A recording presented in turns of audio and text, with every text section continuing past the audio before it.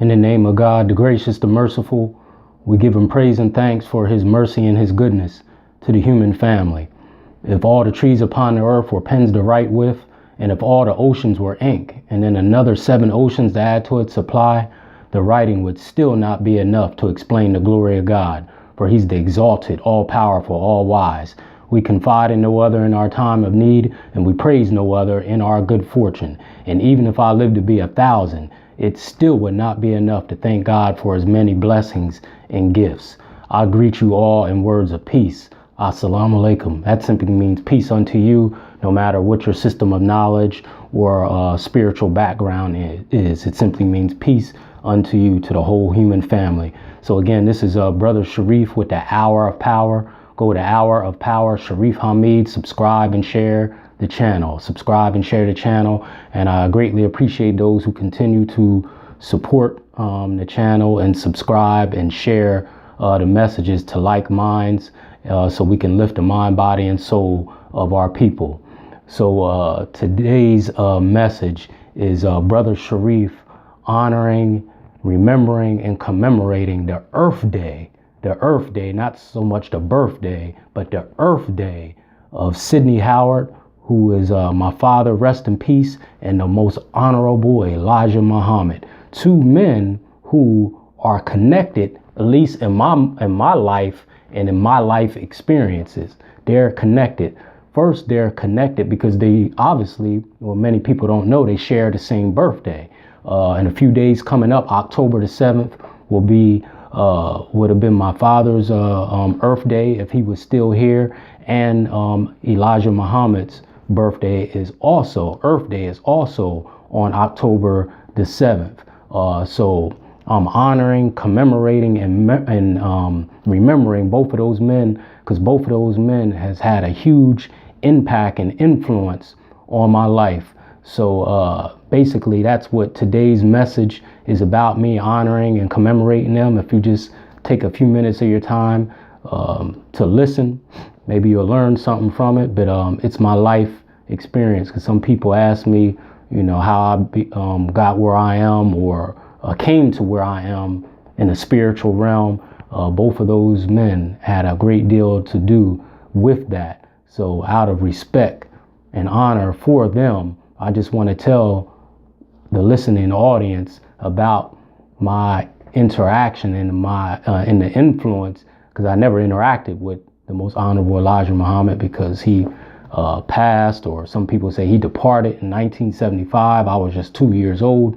But my father, what a great man. Both of them were great men. So first, but before I get into that, as far as the Hour of Power, on October the 11th, which is next Wednesday, I will have a live interview at Mosque number 34 on Driver Street here in Durham, in the spirit and commemorating the 22nd anniversary of the Million Man March. I will be at the mosque with the Hour of Power interviewing Minister Aman. Minister Aman is the student minister and a star student of Minister Farrakhan. I'll be interviewing him. His mosque, the mosque will be there, brothers and sisters will be there, and people from the community are welcome and invited to come. So we will do an interview, and this will be part 2. And the first one was very successful. Man, once that thing hit the airwaves, Facebook and YouTube, it just lit up. Minister Aman is a wonderful brother, so I will interview him next Wednesday, 8 p.m. at the mosque here in Durham on Driver Street. The Hour of Power will be interviewing Minister Aman, and God willing, his mosque and people from the public and from the community will be there in attendance to support this event and to help grow the Hour of Power, because we're trying to lift the mind, body, and soul of our people in many different ways. First, with the Most Honorable Elijah Muhamm. I could be here for days talking about this man. Again, my father was in the nation back in York, Pennsylvania, where I grew up, which is right near Philadelphia. And a wonderful brother, I believe by the name of Brother John, who was very instrumental in spreading Islam there in that town. He introduced my dad to Islam, and they had the Nation of Islam there, him and a couple other brothers. They didn't have an actual mosque, but they were trying to do some great things. And that's how my dad came in the nation way back in the 60s. And my dad used to take me to meetings at the mosque. He was Louis X then. He wasn't Louis Farrakhan. I don't remember because I was too small. But that's how my dad came into the nation. And he always, I remember him talking about the Most Honorable Elijah Muhamm.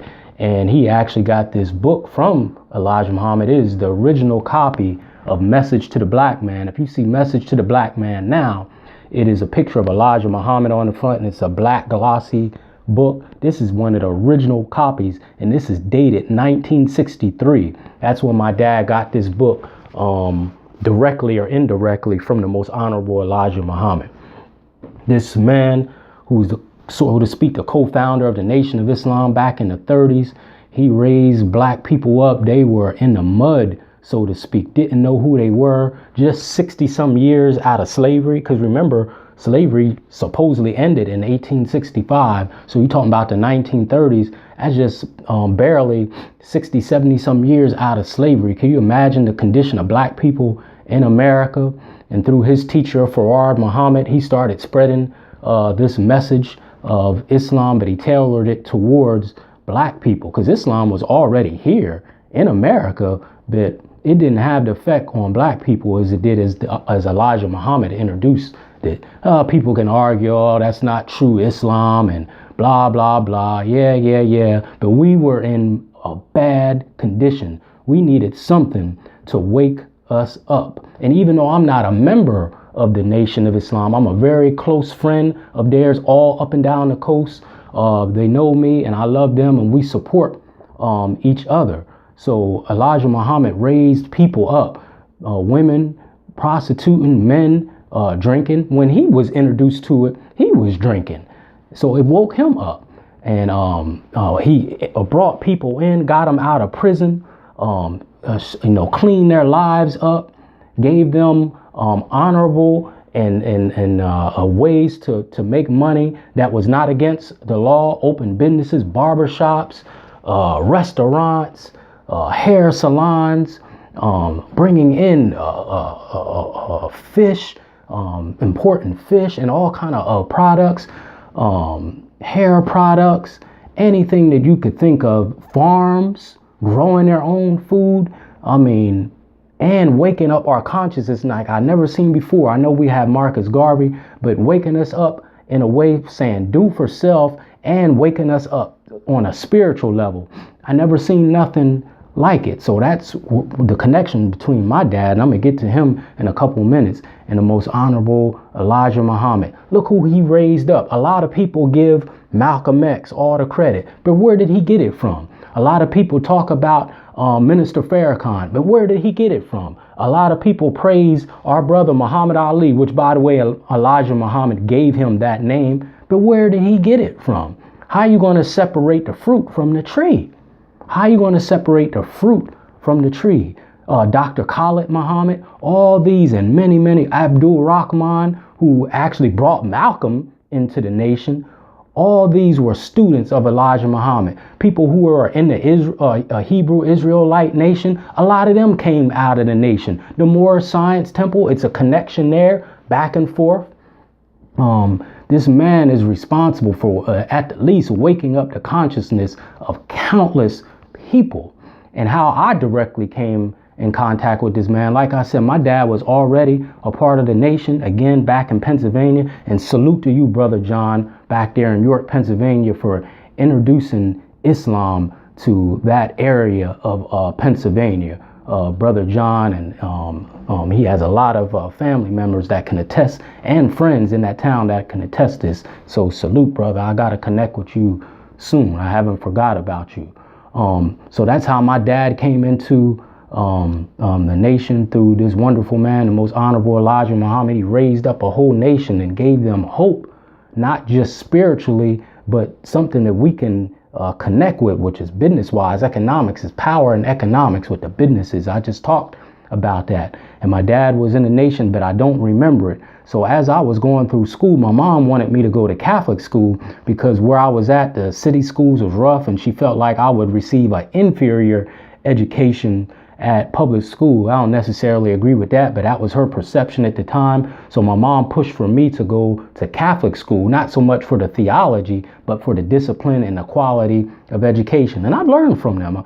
Even Elijah Muhammad told us, if the devil does something good, give him credit for it. So I went to Catholic school, but I knew something wasn't right with the doctrine. It wasn't connecting with me. So I was getting in a lot of trouble, and eventually they put me out of Catholic school back there in Pennsylvania. So I went to William Penn, which most of my friends was at. I wasn't too happy about it because I was so used to going to school and I was still getting in trouble. I remember what my dad taught me, that Jesus was black. So even though after 1975, when Elijah Muhammad passed away, my dad still held on to the teachings, even though he still wasn't with the nation, because the nation split. You had Imam W.D. Muhammad, which was the seventh son of Elijah Muhammad. He started the nation. He rebuilt, not so much rebuilt the nation, but he brought a different theology, what they would call Orthodox Islam. And Minister Farrakhan didn't agree with that, so eventually he split off and restarted the nation. But again, my dad held on to the teachings of the Most Honorable Elijah Muhammad. So he taught me stuff. So I was always getting in trouble in school. So make a long story short, one day I was in the public school, which is mostly a black school, but still white teachers there. They were being racist, and they put me out and they sent me to what they called a rubber room, which is basically internal suspension. And I never forget the young man that was in front of me, he was leaving internal suspension, and you just had to look forward in this dark room. You couldn't look around. And if you didn't have no work, you just had to sit there until your teacher sent you some work. So I was sitting there with no work because it was my first day there. So the guy in front of me was leaving and he had a book. It wasn't this book, which is Message to the Black Man, but he had a book of Elijah Muhammad. And I still didn't know who Elijah Muhammad was. I just seen this man. He had like the fez on with crescent and star.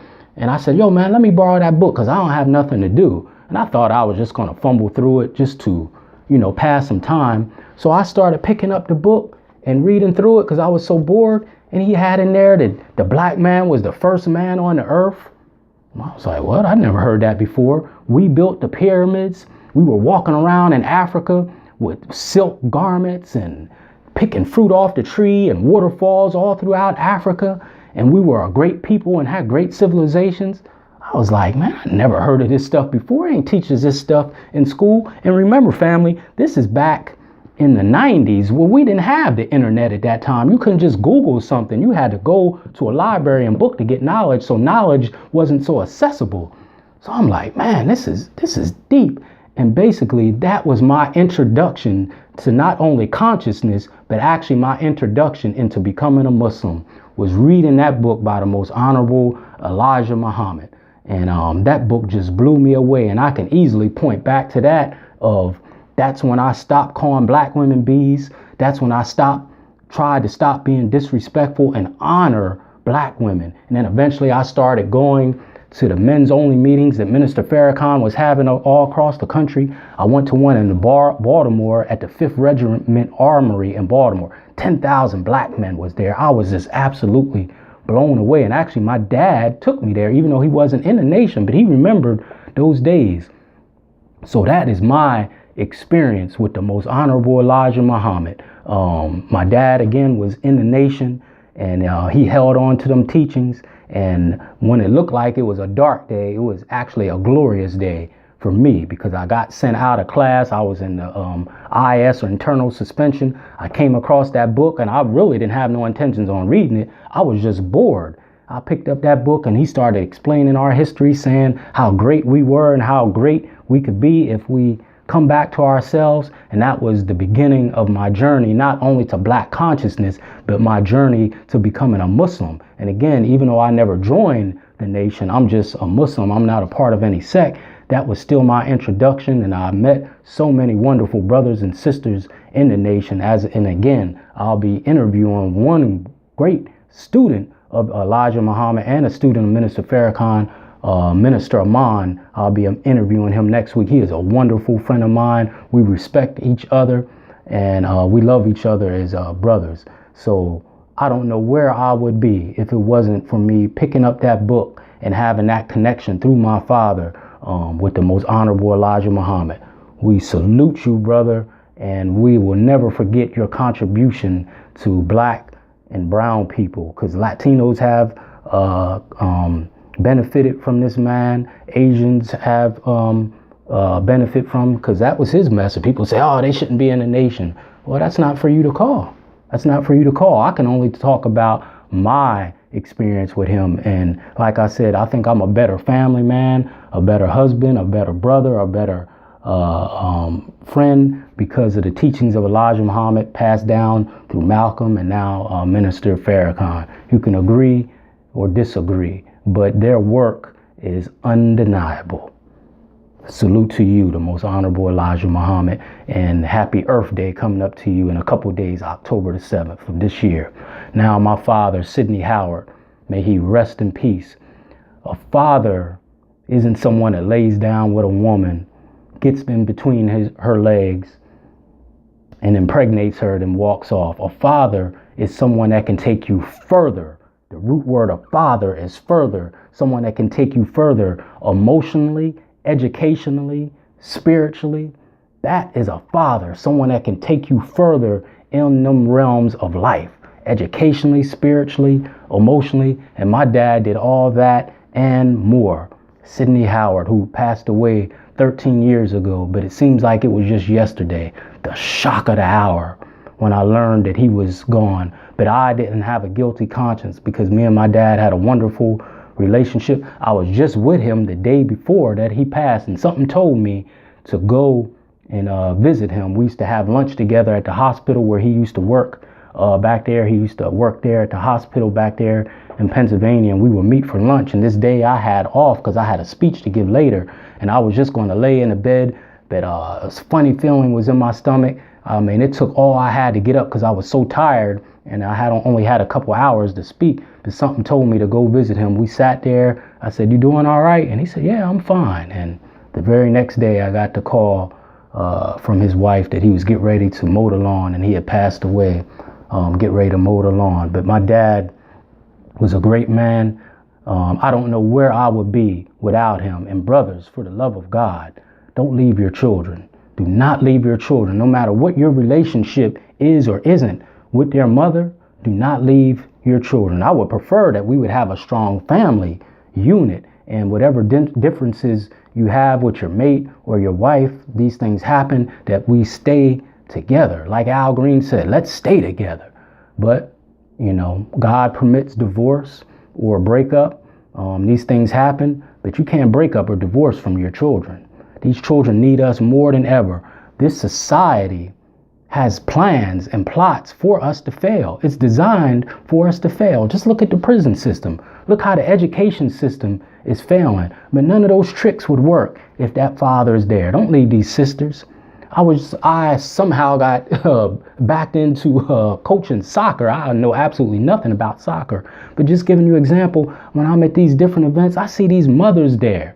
You should be there. I go to barber shops and I see mothers with their boys at barber shops. And the first thing is like, what is a woman doing at a barber shop? Unless she absolutely wants to go, what is she doing at a barber shop? That is our job. Brothers, don't leave these sisters. Don't abuse these sisters. This is Domestic Violence Awareness Month. It is women that are losing their life because brothers are out of their mind and mistreating these women, and even taking some of these women off this earth because they're out of control. My dad was no such man. He was a wonderful man. He was always there for me. He pushed me to reach my potential educationally, spiritually.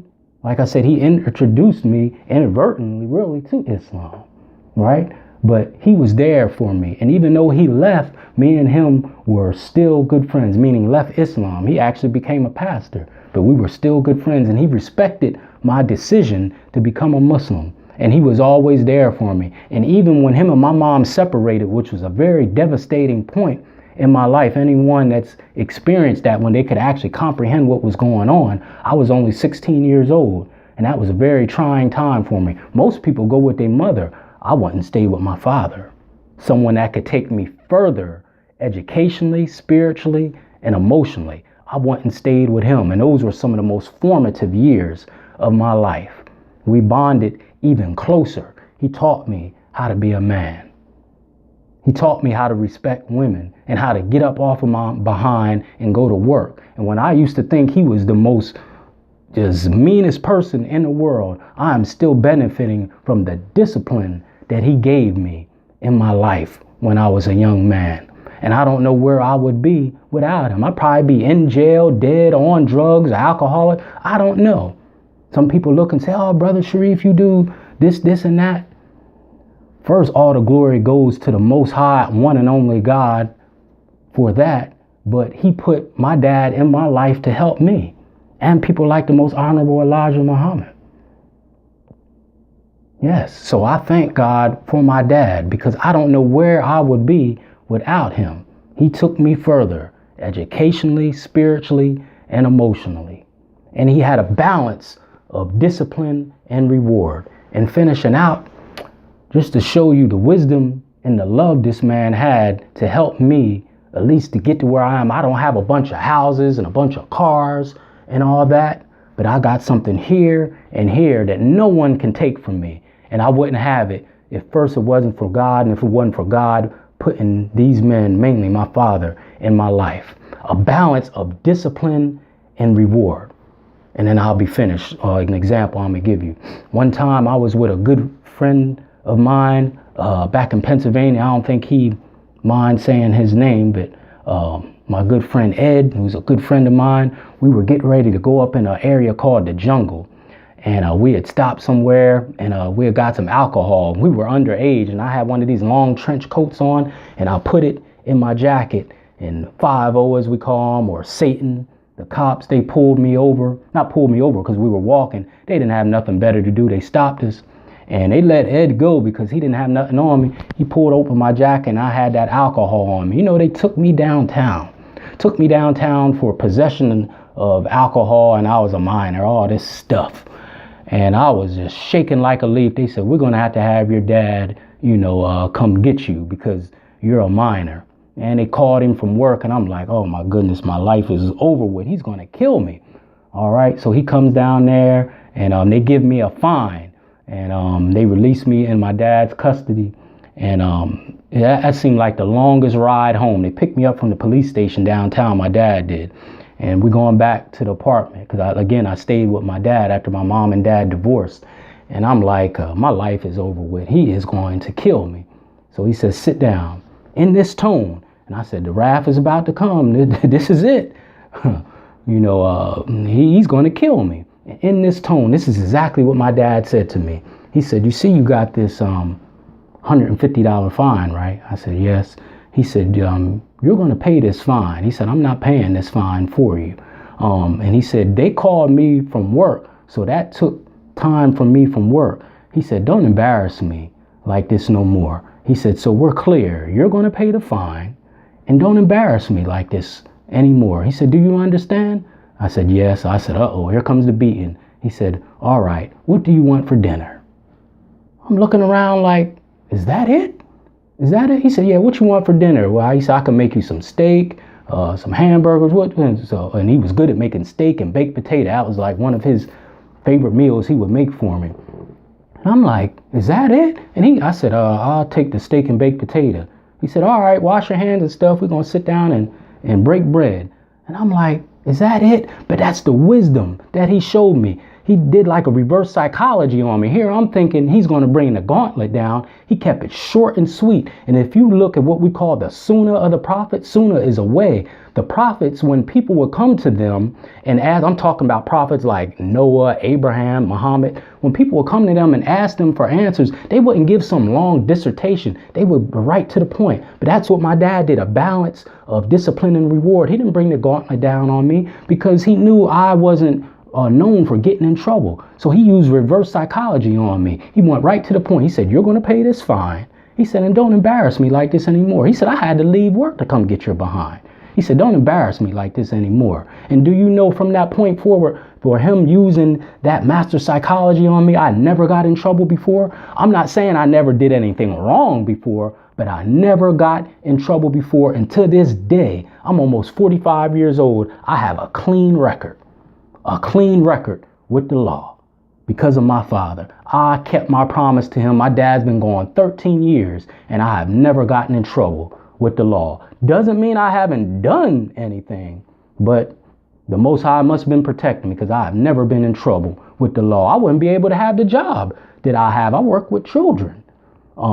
If it wasn't for my father being there for me. Salute to you, Sidney Howard, for what you did for me. I'll never forget it. And now as we speak, I'm doing the best I can to pass it down to my boys, my 3 boys, to be the best example that I can be for them so they can be better than my father and better than me, emotionally, educationally, and spiritually. I don't know which direction my boys are going to go, but I'm setting the groundwork for them the best that I can because they know I'm not going to be here forever.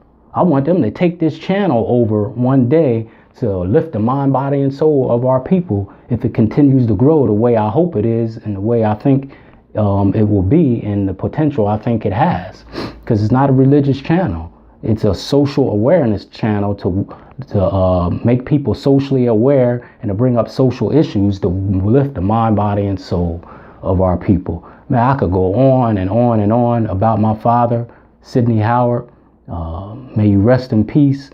I thank you for everything you've done, and I'm still benefiting from what you taught me. Still to the day, I'm still benefiting from your presence. Not presence like gifts, your presence in my life. And that's my plea to you, brothers. Be in your children's life. When you're not in your children's life, you might as well go downtown or wherever you can get a billboard, pay a couple of dollars, and put your children's picture on the billboard and say, child molesters, the police department, jail, and any other trap that's out there, you can have my son, you can have my daughter. They're free. You can do whatever you want with them because basically that's what you're doing. You're advertising your children to the devil when you're not in your children's life. And if you bring these sisters tears, since we're in the month of awareness of domestic violence, it's not going to be good for you. Look up the 42 principles of Mayat. It's right in there. Don't make anyone cry. Don't bring tears to anyone. That's in the 42 principles of Mayat. And I always advocate for the sisters more. If you don't want to be in their life, then just don't be in their life. No law against that, but don't abuse them and don't leave them hanging with these children. You are worse than Satan yourself if you do that. Don't leave these children. Be in their life.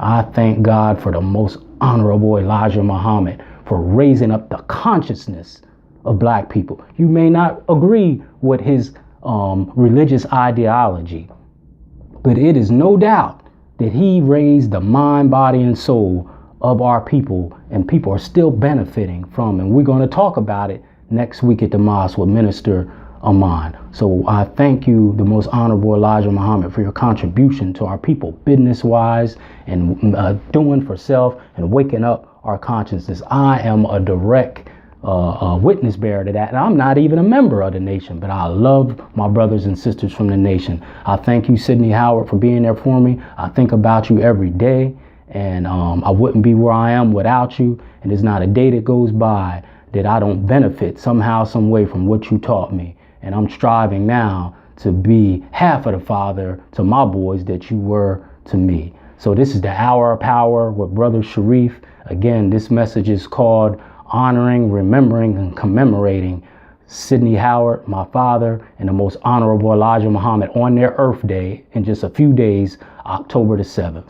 This is the Hour of Power. Subscribe and share the channel. Share it with like minds so we can lift the mind, body, and soul of our people. I leave you in peace as I came. Assalamu alaikum to my Muslim family. Praise the Lord to my Christian family. Hotep to my Black conscious family. Shalom to my Hebrew Israelite family. And what's good to you to my people in the streets. I leave you in peace as I came. Assalamu alaikum.